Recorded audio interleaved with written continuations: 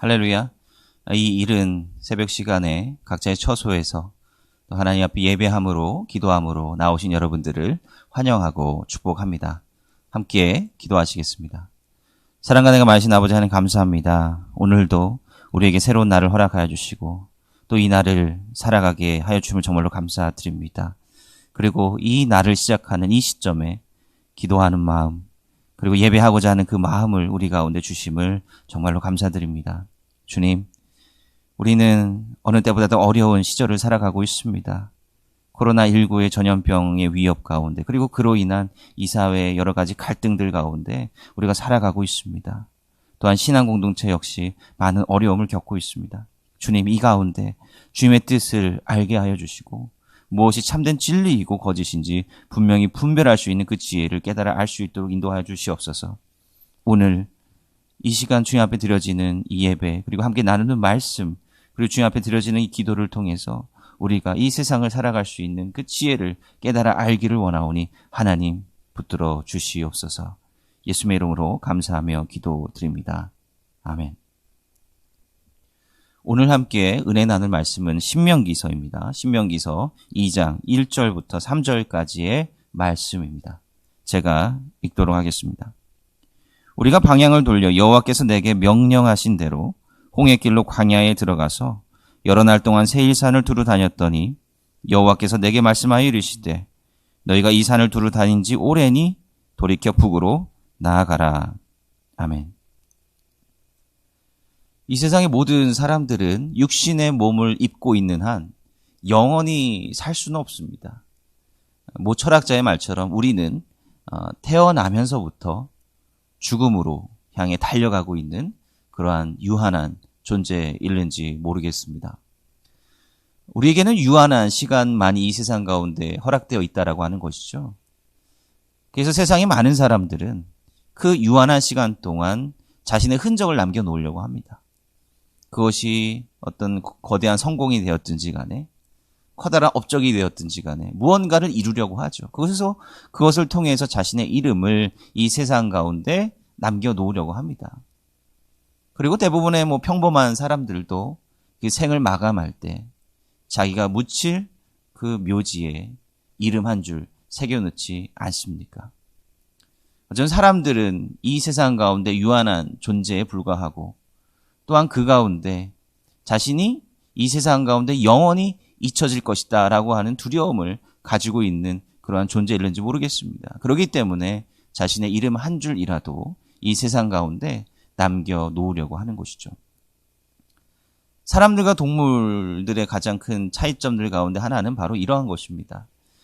사람들은 가족이나 친지가 죽게 되면 그냥 널브러뜨리지 않죠. 바로 매장을 합니다. 혹은 화장을 해서 그 유골을 중요한 곳에 보관을 하게 되는 것이죠. 그러나 동물들은 그렇지 않습니다. 자기의 새끼라든지 자기의 어미가 죽는다 할지라도 그냥 버려두고 다른 곳으로 가고 그 존재는 그 뇌리 속에서 잊혀지게 됩니다. 또 사람들은 족보나 계보를 많은 경우에 작성을 하죠. 자신의 부모들에 대한 조상들에 대한 그 역사를 기록으로 남겨놓습니다. 글을 쓸 수 없는 글자를 모르는 그런 아주 원시 부족이라 할지라도요. 그 사람들 역시 자기의 부모들에 대한 이야기, 자기 조상들에 대한 이야기를 다 기억을 합니다. 그리고 그것을 이야기로 만들거나 또 노래로 만들어서 자신의 자녀들에게 가르쳐 줍니다. 그러니까 인간이라고 하는 존재는 시대 그다음에 장소를 불문하고요. 어떤 존재를 기억하는데 굉장히 많은 노력을 할애하고 있다라고 하는 것입니다.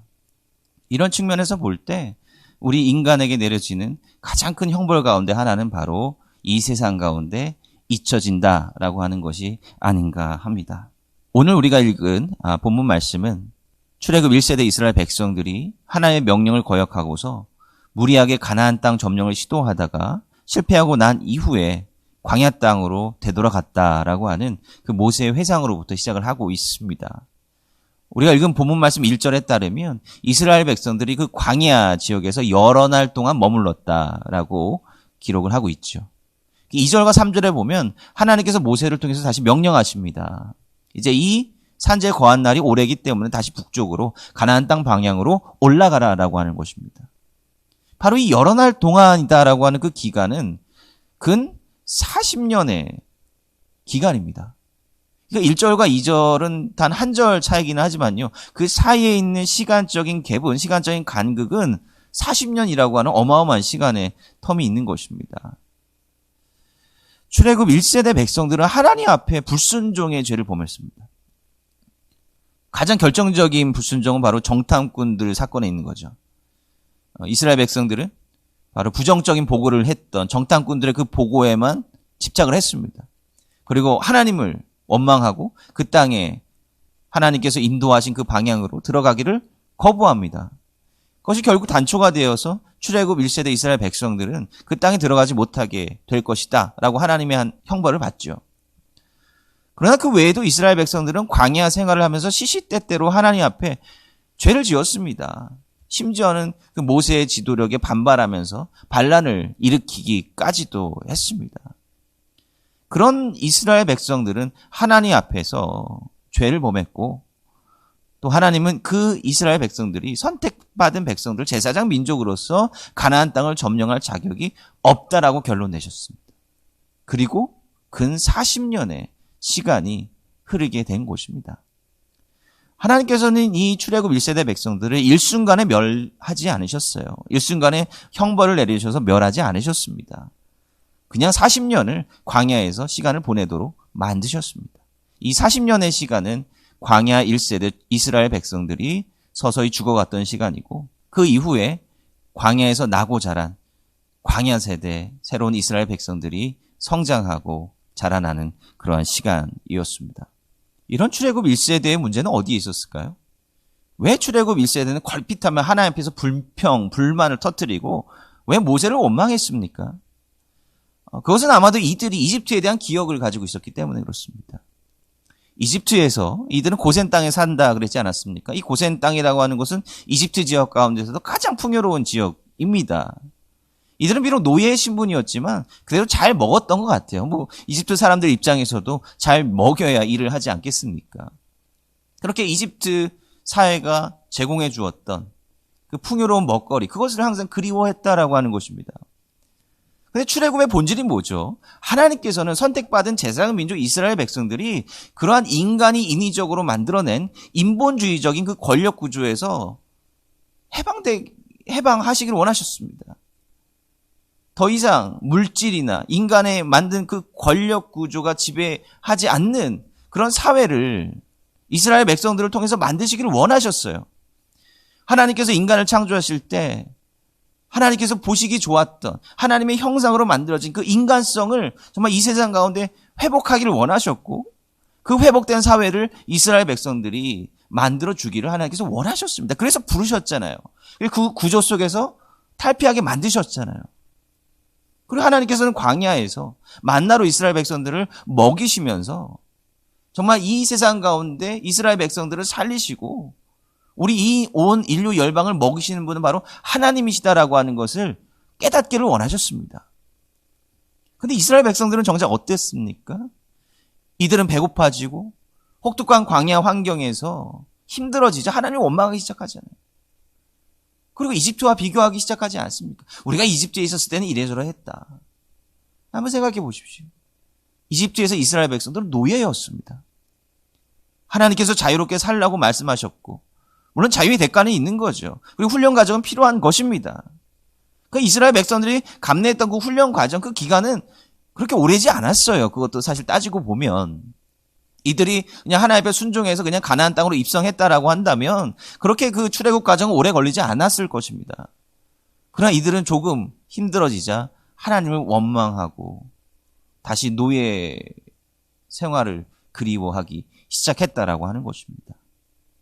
그런 이스라엘 백성들은 하나님께서 약속하신 그 땅을 받을 자격이 전혀 없었던 것입니다. 그에 반해 하나님께서 이제 가나안 땅으로 인도하실 그 새로운 세대는 바로 광야 세대입니다. 광야 세대는 바로 광야에서 나고 자란 세대입니다. 이들은 이집트에 대한 기억이 전혀 없습니다. 한번 생각해 보세요. 출애굽 1세대가 이들의 부모죠.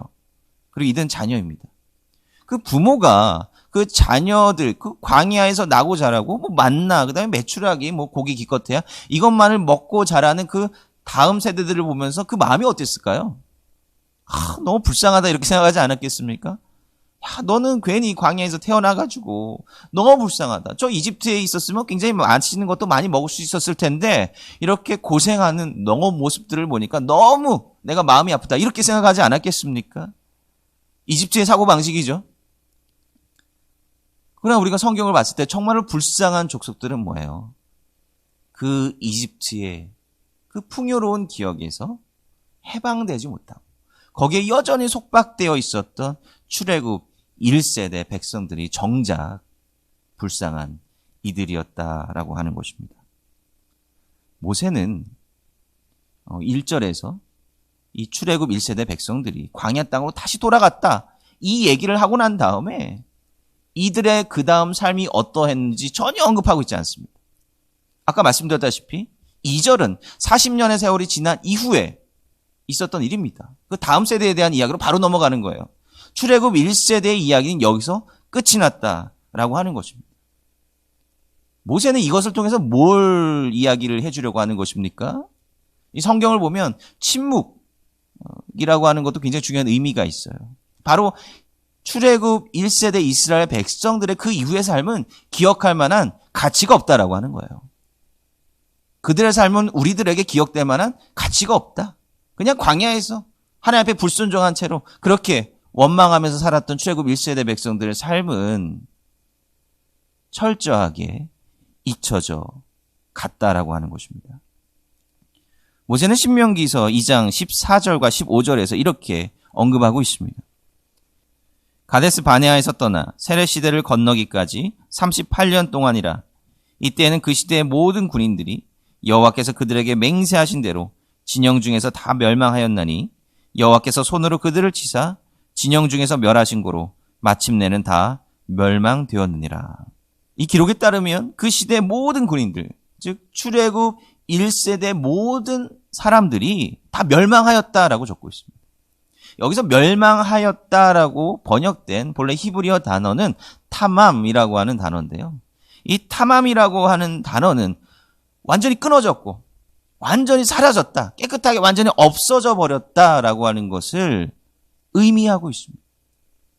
하나님 앞에 불순종했던 출애굽 1세대 백성들의 삶에 대한 기억이 완전히 깨끗하게 사라져 버렸다라고 하는 것입니다. 출애굽 1세대 백성들이 하나님으로부터 받은 형벌은 완전한 잊혀짐이었습니다.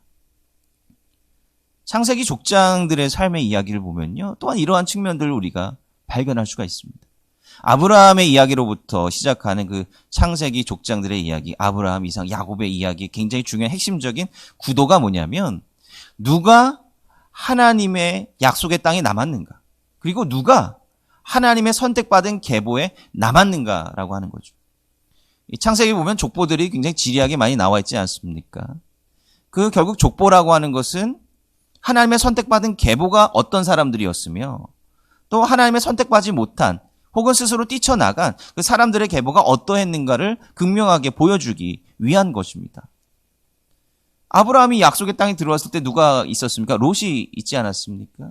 그 둘의 소유가 많아지자 이 둘은 결별을 해야만 했습니다. 가나안 땅은 생각보다 넓습니다. 그런데 이 롯이 이 주변 사방을 돌아보고서 간 곳이 어디예요? 바로 소돔과 고모라 아닙니까? 그때만 하더라도 굉장히 풍요롭고 좋은 곳이었으니까요. 그런데 바로 그 소돔과 고모라 땅은 어떤 곳이었냐면 하나님께서 아브라함에게 약속하신 그 선택의 지경 밖이었어요. 거기 밖이었음에도 불구하고 롯에게 그런 개념조차 있었는지 모르겠습니다만은 풍요롭고 좋은 땅을 쫓아서 롯은 그 땅을 자발적으로 떠나버렸다라고 하는 것입니다. 그러니까 아브라함은 그냥 그 땅에 남았어요. 어디로 갈지 모르는데 그 땅에 그냥 남아 있었습니다. 그런데 그 이후로 롯의 이야기는 어떻습니까? 대부분 다 잊혀져 가버렸어요. 그리고 야곱과 에서의 이야기 한번 보세요. 야곱과 에서, 그 이삭의 두 쌍둥이 아들입니다. 에서는 하나님의 말씀에 잘 순종하지 않았습니다. 이방 여인들과 결혼을 했고요. 그 다음에 나중에도 에서는 약속의 땅이 남지 않았고 야곱과 화해한 뒤에 그냥 약속의 땅 밖으로 뛰쳐나가 버렸습니다. 그 뒤에 에서의 삶에 대한 기억, 성경은 거의 이야기하고 있지 않습니다. 하나님의 뜻 안에 남아 있었던 사람들, 그 사람들의 성품이 다 좋고 완벽하다라고는 볼 수는 없죠. 야곱도 얼마나 흠 많은 사람들입니까? 그러나 그들이 어찌되었든지 간에 하나님의 약속을 붙들고 하나님께서 명령하신 그 약속의 지경 안에 남았을 때 그들의 이야기는 우리에게 전해져 내려오고 있고 그들의 삶은 이야기를 통해서 우리에게 기억되고 있다라고 하는 것입니다. 열왕기서를 보십시오. 열왕기서에서 이 성경은 왕들에 대한 평가를 합니다. 근데 성경은 한 번도 이 왕이 세상적으로 어떤 업적을 이루었는가 그것에 대해서 언급하고 있지 않아요. 그 왕이 하나님 앞에서 얼마나 신실한 왕이었는가 이거에 대해서 이야기를 하고 있습니다. 또 성경에서 부가적으로 말하고 있는 이야기가 뭡니까? 이 왕의 다른 업적을 보려면 역대지략을 찾아보라. 그런 책들을 찾아보라라고 하는 거예요. 성경은 거기에 대한 관심이 없다라고 하는 것입니다. 세상적인 업적, 이 왕이 얼마나 이 세상 가운데 이름을 맹위를 떨쳤는가 거기에 대해서 관심 갖지 않겠다라고 하는 거예요. 성경이 기억하고자 하는 것은 한 가지예요. 하나님 앞에 이 왕이 정말로 신실했는가 그렇지 않았는가라고 하는 것입니다. 우리가 내일 말씀을 나누게 되겠지만 이스라엘 백성들이 그 약속의 땅을 향해 나갈 때 에서의 후손이죠. 바로 에돔 땅을 지나가게 됩니다. 근데 이 기록을 보면 에서의 자손들, 선택받지 못한 사람들이잖아요. 이 에서의 자손들은 이미 나라를 이루고 있었어요. 이스라엘 백성들이 이제 나라 발끝도 못 가고 있는 거죠. 이 땅을 점령하지도 못했습니다. 그러나 그 선택받지 못했다라고 기록되어 있는 에서의 자손들 에돔 벌써 왕국을 이룬 지 오래입니다. 성경은 그거 별로 신경 쓰지 않아요. 에서의 후손들이 먼저 나라를 이루고 탄탄하게 입지를 갖추었다라고 해서 이들이 이스라엘 백성들보다 더 낫다라고 절대로 이야기하지 않고요. 거기에 대한 자세한 이야기조차 하지 않는다라고 하는 것입니다. 인본주의적 관점에서 볼 때는 위대한 문명의 발전, 위대한 문명의 업적이라고 여겨질 만한 일도 성경에서는 바로 관심밖에 문제라고 하는 것입니다. 그렇다면 우리는 어떻게 이 세상 가운데 아름다운 신앙과 믿음의 흔적을 남겨놓을 수 있겠습니까? 우리는 어떻게 이 세상 가운데 기억될 수 있을까요? 남한국 유다 말기가 되면 이 남한국의 왕들이 하나님 앞에 불순종의 죄를 저지르죠. 이스라엘 백성들도 하나님 앞에 제대로 된 제사를 드리지 않습니다. 이때 예언자들이 등장합니다. 그들이 잘못된 길을 가고 있다라고 예언을 하죠. 이사야도 그들 중에 한 사람입니다. 불순종하는 그 남한국 유다 사람들의 모습을 바라보면서 하나님께서 바로 파국을 안겨다 주실 것이다라고 경고하고 그렇게 예언합니다. 제국들이 와서 이 땅을 다 멸망시킬 것이다라고 예언을 하죠.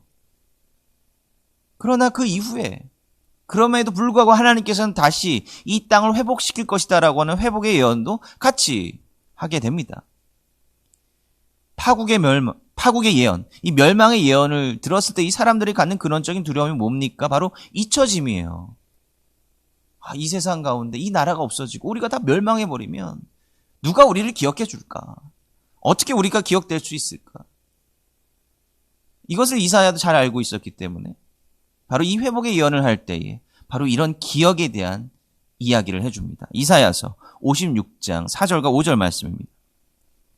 여호와께서 이와 같이 말씀하시기를 나의 안식일을 지키며 내가 기뻐하는 일을 선택하며 나의 언약을 굳게 잡는 고자들에게는 내가 내 집에서 내 성 안에서 아들이나 딸보다 나은 기념물과 이름을 그들에게 주며 영원한 이름을 주어 끊어지지 아니하게 할 것이며. 이사야가 흥미로운 그 비유를 가지고 예언을 하고 있습니다. 사람들 가운데 자기의 자손을 낳을 수 없는 그런 사람들이 있습니다. 그런 사람들이 고민하는 게 뭘까요? 바로 내 이름을 누가 기억을 해줄까? 나에게 자녀가 없는데 누가 나를 기억해 줄까라고 하는 근원적인 두려움이 있다라고 하는 것입니다. 근데 이사야는 그렇게 두려워하지 말라라고 이야기를 하고 있는 거죠. 하나님의 언약을 잘 붙들고 하나님께서 기뻐하시는 일을 행하고 하나님께서 명령하신 거룩한 안식일을 잘 지키는 사람에게는 설령 그 사람이 자손이 없다, 그 사람의 이름을 기억해 줄 자손이 없다 할지라도 하나님께서 영원히 기억될 만한 성물과 그 이름을 허락해 주실 것이다. 그 기념물과 이름을 영영토록 남겨주실 것이다 라고 말씀을 해 주십니다. 우리가 이 땅 가운데 어떻게 기억되기 원하십니까? 우리가 이 땅 가운데 우리 자손들에게 이 세상 가운데 아름답게 기억되기 위해서는 바로 하나님 앞에 우리가 어떻게 신실하게 살아가는가에 달려 있다라고 하는 것입니다. 우리를 기억해 줄 나의 자녀가 있느냐 없느냐 그것이 아니라 내가 이 세상 가운데 엄청나게 얼마나 커다란 성공을 거두고 있느냐 그런 것은 아니다라고 하는 것입니다. 우리의 자녀들도 이 세상 가운데 영원히 사는 것이 아닙니다. 내가 아무리 커다란 업적을 이 세상 가운데 이루었다 할지라도 그것 역시 영원한 것 아니잖아요. 다 사라져버릴 것들입니다. 성경을 통해서 우리에게 기억되는 사람들의 면면을 보십시오. 다윗과 같은 왕과 같은 인물도 있었지만 그러나 많은 경우에 그들이 내세울 거 있습니까? 평범한 사람들이었어요. 평범한 사람들이었고 누구도 알아주지 않는 그 조그마한 가나안 땅 이스라엘 땅에 살았던 사람이었지만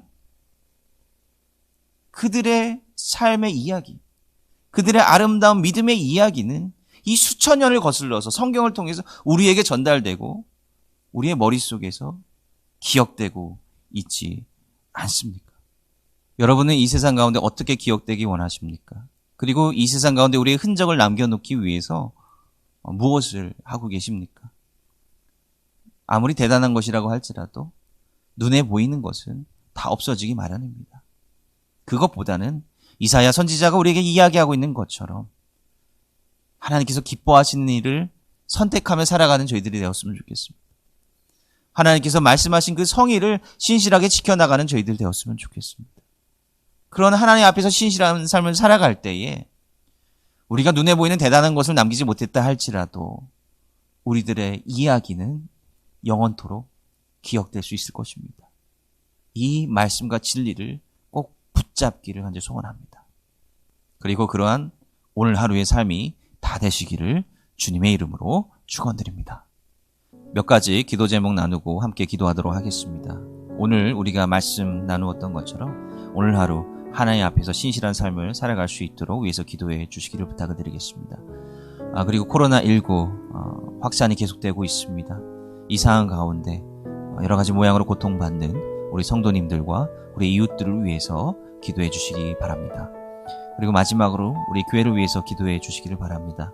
어려운 상황이지만 이 교회가 하나님 안에서 연합되고 하나 될 수 있도록 기도 부탁드립니다. 함께 기도하겠습니다. 사랑과 은혜가 많으신 아버지 하나님, 오늘 하루 주님의 은혜 가운데 시작합니다. 이 시간 주님께서 우리에게 주신 그 말씀을 귀하게 붙들 수 있도록 인도하여 주시옵소서. 다른 세상적인 업적을 이루는 것보다도 내가 하나님 안에서 잘 살아가고 있는지, 하나님 안에서 신실한 믿음을 잘 유지하고 있는지 먼저 돌이켜볼 수 있도록 인도하여 주시기 원합니다. 하나님, 오늘 하루 우리는 또 많은 이들을 만나게 될 것입니다. 그들에게 말로만이 아니라 우리의 삶을 통해 하나님의 말씀과 그 복음을 잘 전할 수 있는 저희들이 될 수 있도록 인도하여 주시옵소서. 예수님의 이름으로 감사하며 기도드립니다. 아멘.